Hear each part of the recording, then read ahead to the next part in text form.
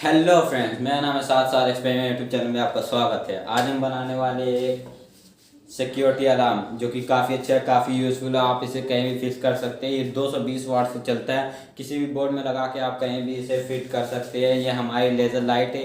इसकी लाइट हमारे यहाँ पे मैंने LDR सेंसर लगाया है। इस पर लाइट पड़ती है तो ये ऑफ रहता है। जब इसकी लाइट हटती है तो ये हमारा टन टन टन टन बजने लगता है, ये आवाज़ करने लगता है। चलिए मैं आपको इसका छोटा सा एक डेमो दिखा देता हूँ ये किस तरह वर्क करता है। चलिए।